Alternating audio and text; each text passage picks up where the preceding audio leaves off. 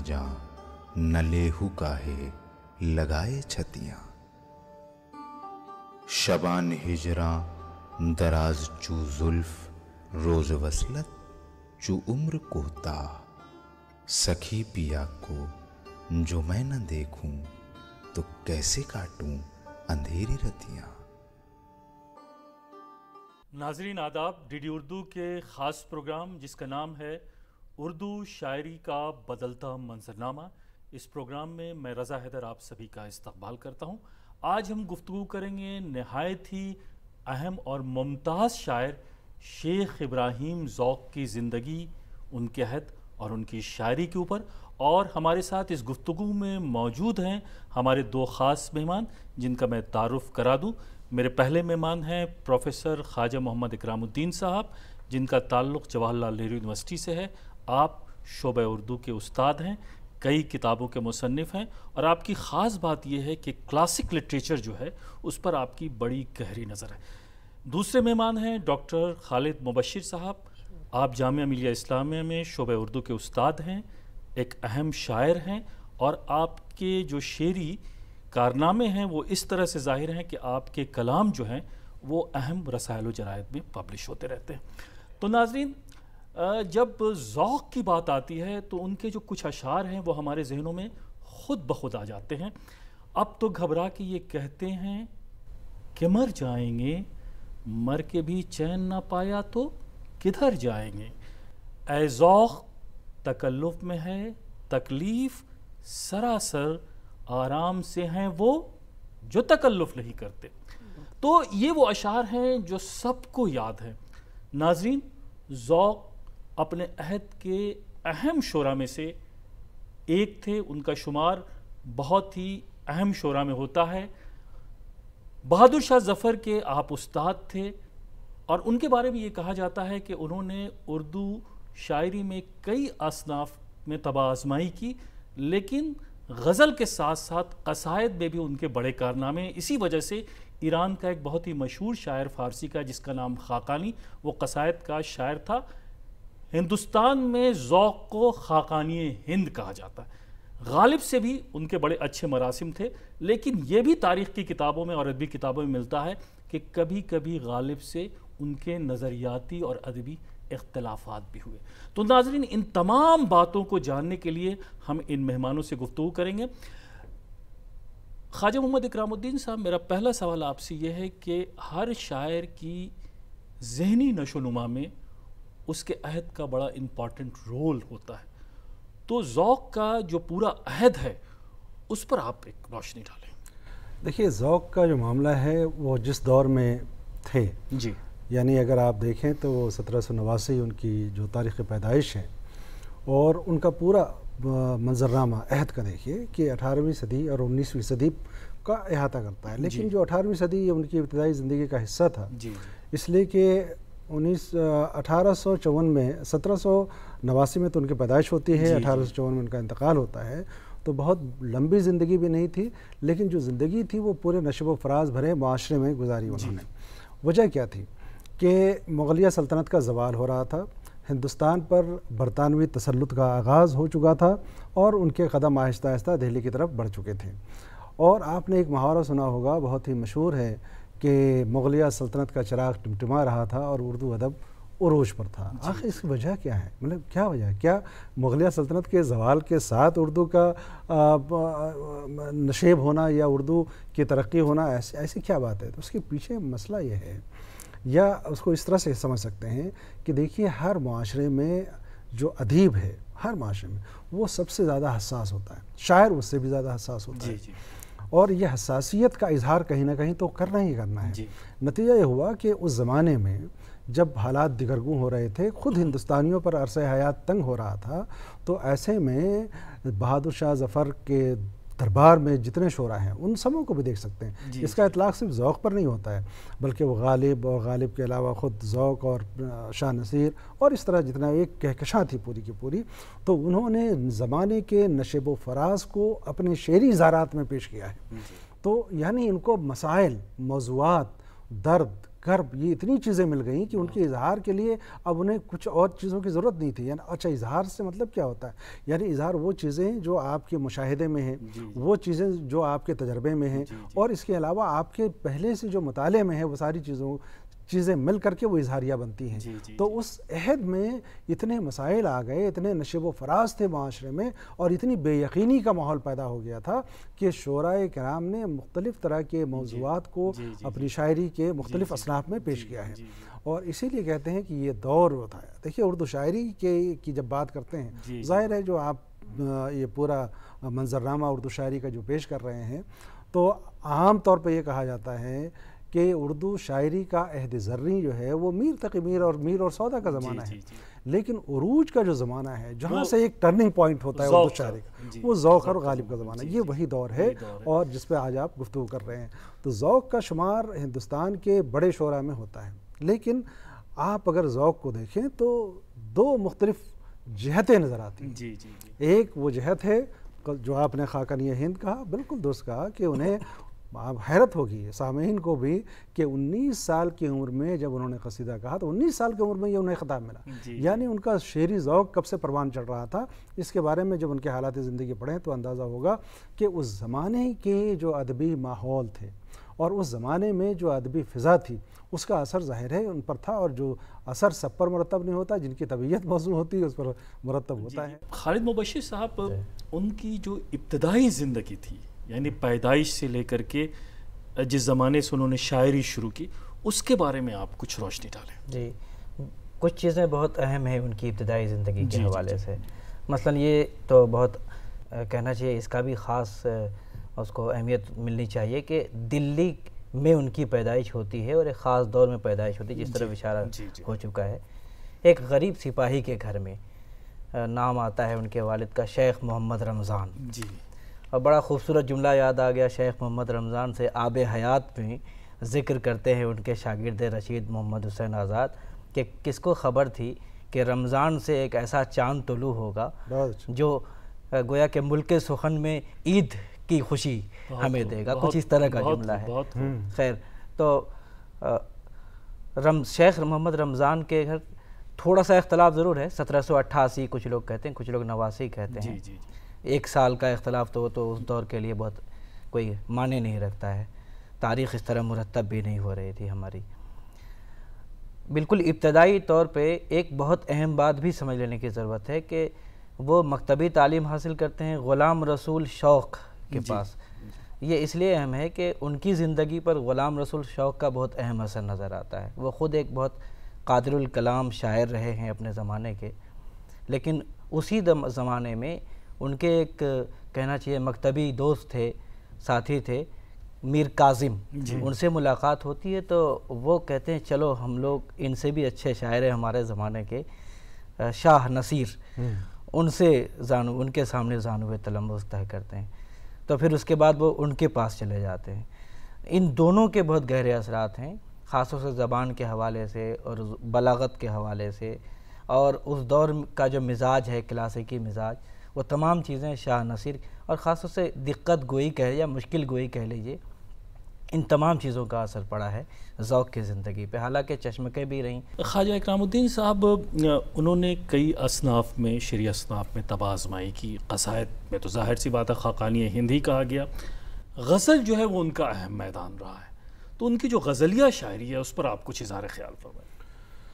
ہاں، بہت اہم بات آپ نے کی. دیکھیے دونوں صنف میں ان کی اپنی ایک ممتاز حیثیت ہے. قصائد میں اور غزل میں دونوں میں اسلوب بالکل جدا گانا ہے. اچھا، اور اس کا صنف کا تقاضا بھی ہے.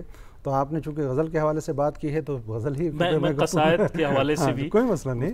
تو دیکھیے کم لوگ جانتے ہیں، بہت اچھی بات ہے کہ آپ نے غزل کے حوالے سے بات کی.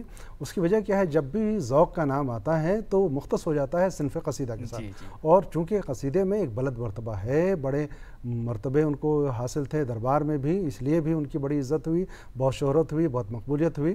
لیکن غزلیں ان کی پشے پشت چلے گی. یہ ایک المیہ ہے اور یہ بڑے شاعروں کے ساتھ ہوتا ہے یا ہر اس شخص کے ساتھ ہوتا ہے کہ کسی بھی شخص کی کوئی ایک چیز اگر مشہور ہو گئی تو دوسری پسے پشت چلی جاتی. حالانکہ غزلیں جو انہوں نے کہی ہیں وہ بہت ہی سہل زبان میں، یعنی آپ دیکھیے کہ قصائد کے اعتبار سے ان کی غزلوں کو دیکھیے تو زبان اور اسلوب کا بہت نظر آتا ہے. ابھی آپ نے جو شعر سنایا ہے ابتدائی ہے اور وہ دیکھیے کیا تھا، زبان ذات خاص و عام ہے. یا آپ اور غزلوں کو دیکھیے تو انہوں نے غزلوں میں آئی حیات لائی خزاں لے چلی چلے، اپنی خوشی نہ آئے نہ اپنی خوشی چلے، ہے نا. یا اسی غزل کو دیکھیے کتنا مشہور ہے، کم لوگ جانتے ہوں گے کہ شاید یہ ذوق کا شعر ہے بھی یا نہیں ہے نا.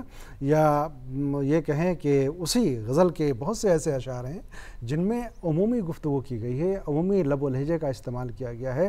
ہو عمر خضر بھی تو کہیں گے بوقت مرگ ہم کیا رہے یہاں، ابھی آئے ابھی چلے. اب یہ دیکھیے زبان دیکھیے، یہ ایسا نہیں لگتا ہے کہ یہ اس عہد کی زبان ہے جس عہد میں ذوق شعر کہہ رہے تھے، چونکہ وہ زبان وہ معاملہ ایسا تھا کہ غزل میں انہوں نے میر کی پیروی، میر کی اتباع کی، اس لیے ان کے وہاں سلاست اور روانی اور سادہ بیانی نظر آتی ہے. لیکن جب قصیدے میں آئیں گے تو بالکل اس کے برعکس نظر آئے گا. خالد مبشر صاحب، ذرا خواجہ اکرام الدین صاحب نے جو باتیں کہیں اس کو مزید آگے بڑھاتے ہوئے، غزل میں انہیں استادوں کا استاد بھی اس زمانے میں کہا گیا، اور یہ بھی کہا گیا کہ جو دلی کا دبستان ہے اس کو انہوں نے اپنی شاعری سے کافی مضبوط کیا. بنیادی طور پہ صرف یہ نہیں کہا جا سکتا کہ وہ چونکہ بادشاہ وقت کے استاد ہیں اس لیے استاد کہلاتے ہیں. واقعی زبان کے حوالے سے اگر دیکھا جائے، جس طرح لفظوں کا برتاؤ ہے، دہلی کے محاورے ہیں، بیان کی چستی ہے، صفائی ہے، تو ان تمام حوالوں سے بہرحال وہ استاد ہیں، قادر الکلام شاعر ہیں، غزل کی سطح پر بھی اور قصیدے کی سطح پر بھی. اور جس طرح کے تجربے وہ زبان کے ساتھ کرتے ہیں اور جس آسانی سے کر جاتے ہیں، یہ بہت کم اس کی مثال ملتی. کلیم الدین احمد جیسا سخت گیر نقاد بھی ان کی زبان کی صفائی کا قائل ہے. یہ اور بات ہے کہ وہ جب تقابل کرنے لگتے ہیں تو کہتے ہیں ذرا روانی کم ہے، ذرا جذبات کی آنچ کی کمی ہے، اور بھی بہت سی باتیں. تاقید لفظی کا مسئلہ بہت لوگوں نے اٹھایا ان کے ہاں، تنافر صوتی کا مسئلہ اٹھایا. لیکن ان سب کے باوجود اپنے زمانے میں زبان کے اعتبار سے بہت اہم شاعر ہیں، اس میں کوئی دو رائے نہیں ہے. اور سب سے زیادہ اگر دیکھیں ان کے عہد میں ضرب المثل جن کے اشعار بنے ہیں ان میں بھی اگر آپ دیکھیں تو ان کے اشعار زیادہ زبان زد خاص و عام ہوئے. بہت سے اشعار، کچھ اشعار اگر آپ اجازت دیں تو سناؤں میں کہ بجا کہے جسے عالم اسے بجا سمجھو، بجا کہے جسے عالم اسے بجا سمجھو، زبان خلق کو نقار خدا سمجھو، مؤذن مرحبا بر وقت بولا تیری آواز مکے اور مدینے. یا اس طرح کے بہت سے شعر، مثلا یہی کہ اب تو گھبرا، آپ نے بھی پڑھا کہ اب تو گھبرا کے یہ کہتے ہیں کہ مر جائیں گے، مر کے بھی چین نہ پایا تو کدھر جائیں گے، اے شمع تیری عمر طبیعی ہے ایک رات، ہنس کر گزار یا اسے رو کر گزار دے. یا اس طرح کے بہت سے اشعار بڑے موزی کو، اچھا اخلاقی، بہت خشک اخلاقی مضامین کو جس طرح رنگین غزلیہ پیرائے میں انہوں نے بیان کیا ہے، اس کی مثال بہت کم ملتی ہے ہمارے یہاں. یہ کام بہت مشکل ہوتا ہے کہ آپ خالص اخلاقی مضامین کو باندھیں اور غزل کی زبان میں باندھیں. بڑے موزی کو مارا نفس امارہ کو گر مارا، نہنگو اژدہاؤ شیر نر مارا تو کیا مارا. اس طرح کے بہت سے مضامین ان کے ہاں ملتے ہیں. تو اور بھی بہت سے شعر، وہ جو ضرب المثل کی بات کر رہے ہیں نا، عوامی زبان کا جو استعمال، بہت اچھی مثالیں انہوں نے دی ہیں شعر میں.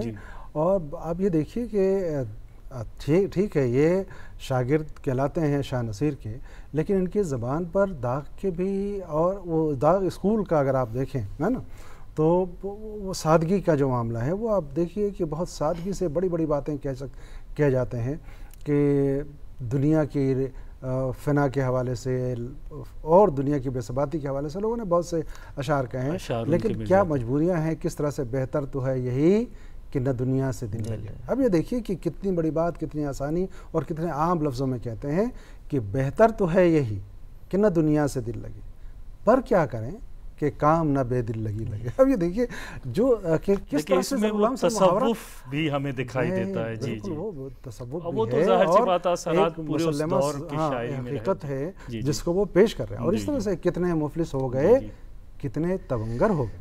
اب یہ دیکھیے کہ کتنے مفلس ہو گئے، کتنے تونگر ہو گئے، خاک میں جب مل گئے دونوں برابر ہو گئے. اب یہ دیکھیے اس طرح کے یہ ایسا نہیں ہے کہ بالکل نیا موضوع تھا. اس موضوع پہ کلاسیکی شعراء نے بہت سے اشعار کہے ہیں، لیکن ان کے وہاں جو برتاؤ ہے لفظوں کا، اور جس سادگی سے اور جس خوبصورتی سے اور ضرب الامثال اور محاورات کو استعمال کر جاتے ہیں، اور چھوٹے لفظوں میں جملوں میں بڑی بات کہتے جاتے ہیں. خاک میں جب مل گئے دونوں تمنگر ہو گئے، یعنی زندگی کی آخری حقیقت یہی ہے کہ دنیا میں آپ جاہو حشمت سے رہ جاؤ یا مفلسی میں رہ جاؤ، لیکن آخر میں تو آپ کو یہ ہونا ہی ہے. تو ذوق کے کلام کو اگر آپ دیکھیں تو غزل کا جو اسلوب ہے بالکل الگ اسلوب ہے. اور جو دلی اسکول کی آپ بات کر رہے ہیں نا، دلی اور لکھنؤ میں یہی تو فرق تھا کہ دلی والوں نے سادگی اپنائی اور سادگی کے ساتھ دنیا کی حقیقتوں کا ذکر کیا.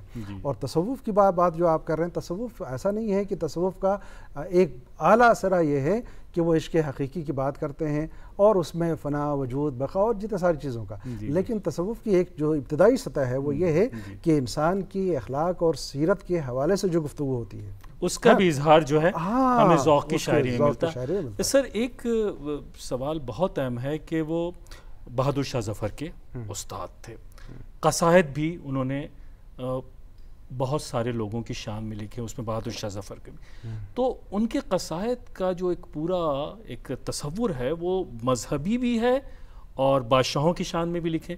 تو ان قصائد کس طرح کے وہ قصائد تھے اور ان کے تعلقات جو تھے وہ وہاں سے سلطنت سے کس طرح کے تھے؟ اس پر آپ کچھ روشنی ڈالیں. دیکھیے پہلے تو یہ بات ذہن میں رہے کہ قصیدہ کیسے صنف ہے. اردو کی تمام اصناف کا اگر مطالعہ کریں، قصیدہ سب سے اعلیٰ صنف اس لیے، اور اس کو قصیدے کو ام الاصناف کہا جاتا ہے. یعنی اردو شاعری کی جتنی صنف ہیں اس کی وہ ماں ہے. اچھا کیوں ایسا ہے کہ قصیدے میں ہر شخص قصیدہ نہیں کہہ سکتا. قصیدے میں چونکہ موضوعات بہت محدود ہوتے ہیں اور ان محدود موضوعات میں جدت اور ندرت پیدا کرنا آسان کام نہیں ہے. اور نئے نئے خیالات کو پیش کرنا یہ اس سے مشکل کام ہے. اب آپ کسی کی تعریف اگر کرنی ہو تو تعریف کرنے کے لیے آپ عجز بیان کے شکار ہو جائیں گے کہ آپ کو الفاظ نہیں ملیں گے. لیکن قصیدہ نگار چونکہ قصیدے میں دو باتیں ہو سکتی ہیں، دو ہی باتیں ہوتی ہیں کہ قصیدہ یا تو مدح کا پہلو اس میں ہو یا تو ضم کا پہلو ہو. یہ اور بات ہے کہ اردو شاعری میں قصیدہ لکھتے وقت بہت سے لوگوں نے پند و موعظت کو بھی اس میں شامل کر دیا، نعت اور حمد کو بھی شامل کر دیا، منقبت کو بھی شامل کر دیا. ٹھیک ہے. اور یہ لیکن قصیدہ بنیادی طور پر جو اس کی شناخت ہوتی ہے، صنفی جو شناخت ہے وہ مدح اور ضم کا پہلو ہے. تو اب آپ دیکھیے نا کہ کسی کی تعریف آپ کریں گے تو تعریف کہاں کا کیا کر سکتے ہیں؟ میں کہیں نہ کہیں آ کے آپ کو رک جانا پڑے گا. لیکن تعریف میں نئے پہلو، نیا خیال، یہ بلندی، خیال کی بلندی، فکر کی بلندی اور نئے نئے موضوعات کو نکال کے لانا، دور کی کوڑی لانا جس کو ایک محاورے میں کہتے ہیں، وہ دراصل قصیدے کا فن ہے. لیکن یہ تو فن ہے. اس فن کا میں اظہار اسی وقت ممکن ہے جب آپ کو زبان پر پوری مہارت حاصل ہو. بہت خوب ہے نا. اور جب تک زبان پہ پوری مہارت نہیں حاصل ہوگی اس وقت یہ ممکن نہیں. ایک بات. جو دوسری بات آپ نے کہی کہ دیکھیے اردو شاعری میں اگر کسی بھی طالب علم سے پوچھیں کہ بھائی قصیدہ نگاروں کے نام بتاؤ تو فوراً زبان پہ دو ہی نام آتے ہیں، ایک سودا کا نام آتا ہے اور ایک ذوق کا نام آتا ہے. اچھا ذوق وہ شاعر ہیں جن کو بڑے بڑے القاب ملے قصائد کے حوالے سے، لیکن اگر ناقدوں کی رائے دیکھیں اور مجموعی طور پر ان کے تمام قصائد کو سامنے رکھیں اور دو بڑے نام جو میں نے لیے، ایک سودا کا ایک ذوق کا، تو یہ اور بات ہے کہ ذوق نے بعض دفعہ ایسا بھی کہا کہ ہم نے پیروی نہیں کی، اتباع نہیں کی سودا کی. لیکن جب ایک ناقد، ایک زبان کا جاننے والا جب اس کا مطالعہ کرتا ہے تو اندازہ ہوتا ہے کہ صرف فارسی شعراء کے قصائد کی جو اتباع کی بات کی جاتی ہے ایسا نہیں ہے، بلکہ سودا کی اتباع میں ذوق نے اپنے شعری جو قصیدے کا شعری فن ہے اس کو جلا بخشی ہے. ایک بات. اچھا دوسری بات یہ ہے کہ چونکہ یہ دربار سے منسلک تھے اور بادشاہ کے استاد تھے، اس لیے ان کے قصائد میں زیادہ تر مدحیہ قصائد ملیں گے اور بادشاہ کے سے ملیں گے. تو کبھی کبھی ایسا لگتا ہے کہ ذوق کے قصائد موضوعات کے اعتبار سے، تنوع کے اعتبار سے اور مضامین کے اعتبار سے سودا سے بہت بلند نہیں ہو سکے. ہے نا. یہ ماننا پڑے گا. زبان کے نقطہ نظر سے دیکھیں تو دونوں میں بہت فرق ہے. دیکھیے میں ایک شعر دونوں کے پیش کرتا ہوں کیونکہ بات آ گئی دونوں کی. ضرور. اس میں فنکاری ہوتی ہے. لفظوں سے آپ کو کرتب دکھانے ہوتے ہیں، یعنی لفظوں سے کتنے معنی آپ لے سکتے ہیں، لفظوں سے کھیلنے کا جو فن ہے، نثر میں اگر آپ دیکھیے تو وہ انشائیہ ہے، لیکن شاعری میں اگر دیکھیے تو وہ فن جو ہے قصیدے کا فن ہے۔ سوداگر یہ کہتے ہیں کہ ہوا جب کفر ثابت ہے وہ تمغائے مسلمانی، ہوا جب کفر ثابت ہے وہ تمغائے مسلمانی، نہ چھوٹی شہق سے تسبیح زنار سلیمانی۔ ٹھیک ہے، اب یہ دیکھیے کتنی انوکھا، کوئی ایسی بات نہیں ہے، لیکن اگر اس کو نثر میں پیش کیا جاتا تو یہی ہے کہ جب آپ نے انکار کیا اس کا مطلب آپ کے مسلمان ہونے کا دعویٰ اور ثبوت موجود ہے، لیکن اس کو ہوا جب کفر ثابت کہہ کر کے وہ کہیں نہ کہیں اس قاری کے ذہن کو دور تک لے جانا چاہتے ہیں۔ اس کا ایک مطلب یہ بھی ہے کہ قصیدہ کہنا جتنا مشکل ہے قصیدے کو سمجھنا بھی اتنا ہی مشکل ہے۔ اب ذرا ذوق کا ایک مطلب سنیے کہ زہ نشاط اگر کیجئے اسے تحریر۔ بہت خوب۔ خالد مبشر صاحب یہ بتائیے کہ ان کے جو معاصرین ہیں ان میں غالب بھی ہیں، غالب سے کبھی کبھی کہا جاتا ہے اور ملتی بھی ہے یہ باتیں کتابوں میں کہ ان سے اچھے رشتے بھی تھے، لیکن کچھ چشمکیں بھی ہوئی، کچھ نظریاتی اختلافات بھی ہوئے، دربار کے باہر بھی اور دربار کے اندر بھی، اس پر آپ کچھ اختصار سے روشنی ڈالیے۔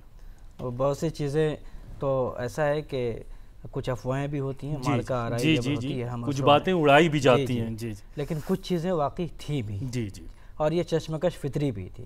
اب دو ہم عصر ہیں، بڑے شاعر ہیں دونوں، اور دونوں کو دربار تک، بہرحال دربار ہی اصل مرکز ہے اس وقت، قلعہ معلیٰ میں بادشاہ وقت ہیں، تو ان کی توجہ جس طرف زیادہ ہوگی تو دوسرے شعراء کو یہ خواہش ہوگی کہ ہمیں بھی اتنی اہمیت دی جائے، یہ ایک فطری بات تھی۔ تقریباً اسی طرح کی چیزیں چلتی رہی۔ ملک الشعراء ہیں اس وقت، ذوق استاد کہلاتے ہیں، حالانکہ غالب کو بھی بہت سارے خطابات ملے بہادر شاہ ظفر کی طرف سے۔ اب اس وقت بہادر شاہ ظفر کے وہ باضابطہ استاد ہیں، تو اس طرح کی باتیں بھی مشہور ہیں کہ اب گلی سے گزر رہے ہیں ذوق تو مصرع کس رہے ہیں غالب صاحب کہ ہوا ہے شہ کا مصاحب پھرے ہے اتراتا۔ اب ان کو ناگوار گزرا، انہوں نے شکایت بھی کی، اس کے بعد ان سے دریافت کیا گیا دربار میں کہ کیا آپ نے میرے استاد کو اس طرح سر عام چھیڑا؟ تو غالب تو بہرحال ذہین اور عبقری تھے ہی، انہوں نے برجستہ کہا میری تازہ غزل کے مقطع کا پہلا مصرع تھا یہ۔ اس کے بعد وہ یوں ہوا کہ صاحب کہا کہ پوری غزل پیش کی جائے، انہوں نے برجستہ وہ غزل بھی کہہ دی اسی وقت۔ تو یہ سب تاریخ کی کتابوں میں ہے، تاریخ کی کتابوں میں موجود ہے۔ یا کہیں کہیں ایسا بھی ہوا کہ جیسے مفتی صدر الدین آزردہ ہیں، ان دونوں کے درمیان کبھی کبھی مصالحت بھی کراتے تھے، وہ اس طرح کی باتیں بھی ملتی ہیں۔ شاہ نصیر سے بھی کچھ، شاہ نصیر ان کے استاد ہیں، اس کے باوجود جب قادر الکلامی ان کی مسلم ہونے لگی، ان کی مقبولیت بڑھنے لگی، دربار میں بھی ان کو پوچھا جانے لگا، تو وہ بھی ایک فطری بات ہے کہ میرا شاگرد اور مجھ سے آگے بڑھ رہا ہے، تو تھوڑا سا ان کے ہاں بھی اس طرح کی چیزیں آ گئی تھی۔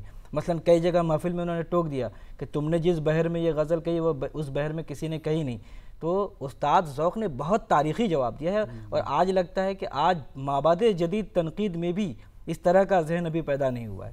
انہوں نے کہا کہ اوزان و بحور آسمان سے نازل نہیں ہوتے، یہ تو موضوع طبع جو تخلیق کار ہے وہ وجود میں لاتا ہے اس کو، یہ جواب ذوق کا اس وقت ہے۔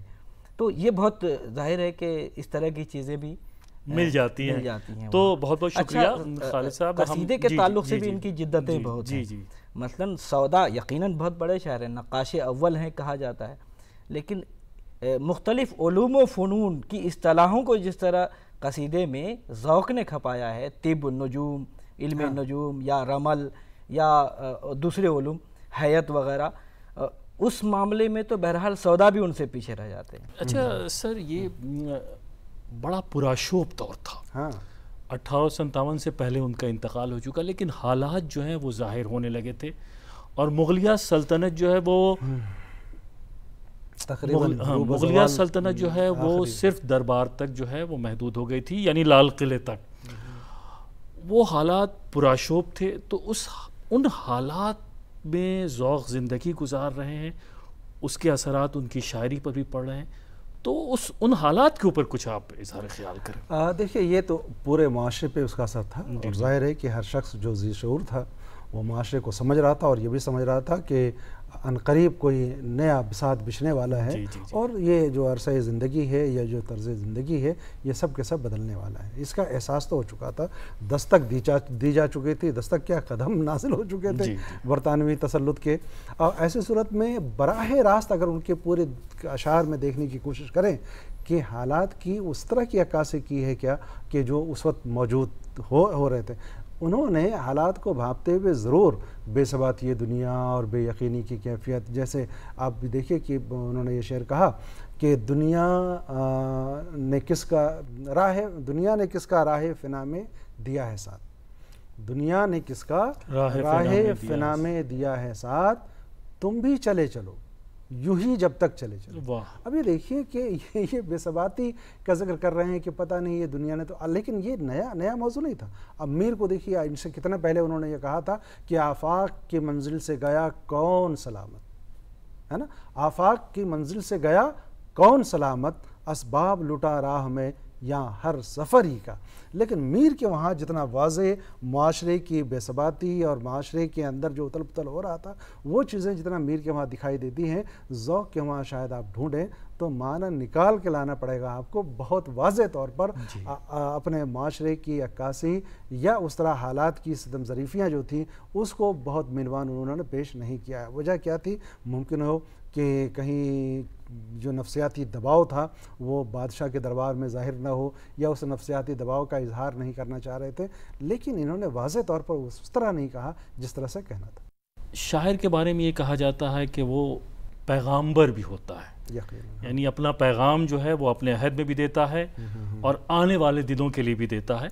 कुछ ऐसे मैसेजेस मिलते हैं आपको ज़ौक़ के कलाम में कि जिसका इजहार जो है वो अब मौजूदा दौर में भी कुछ इस तरह से दिखाई दे रहा। हाँ, देखिए आला शायर वो है ना जिनके मौज़ूआत जो आलमी हों, आलमगीरियत उसमें हो, आफाकियत उसमें हो, मुसल्लमा ज़िंदगी की हकीकतों को अगर पेश कर दिया गया तो यकीनन उनकी शायरी, उनका फ़न आला हो सकता है। लेकिन ज़िंदगी की तल्ख़ हकीकतें और ज़िंदगी की उन सच्चाइयों की तरफ उनके अशार में जा बजा इशारे मिलते हैं, जिससे हम ये कहें, जिनकी वजह से ज़ाहिर है यही वजूहात हैं जिनकी वजह से ज़ौक़ को हम आज याद कर रहे हैं, वरना सदियाँ बीत गईं ज़ौक़ की शायरी पे चर्चे हमेशा हो रहे हैं और होते रहेंगे। उसकी वजह वही है कि उनकी शायरी में जो आलमी सदाकतों का, ज़िंदगी की मुसल्लमा हकीकतों का जो इज़हार हुआ है वो यकीनन उनके वहाँ मौजूद। बहुत खूब।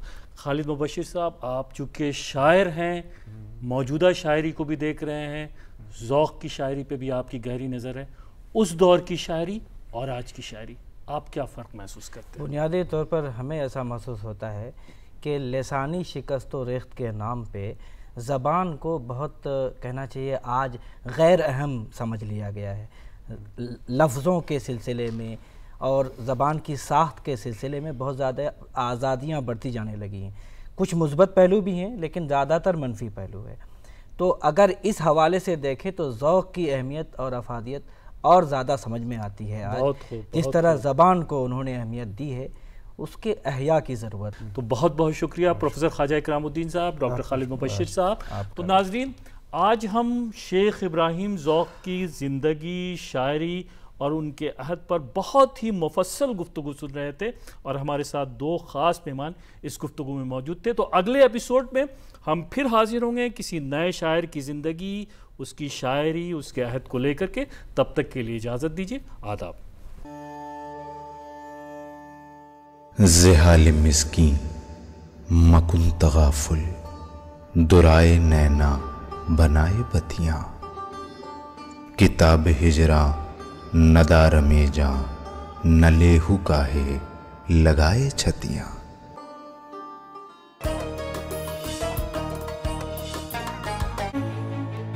बात डेवलपमेंट की हो या टेक्नोलॉजी की, आज का नया भारत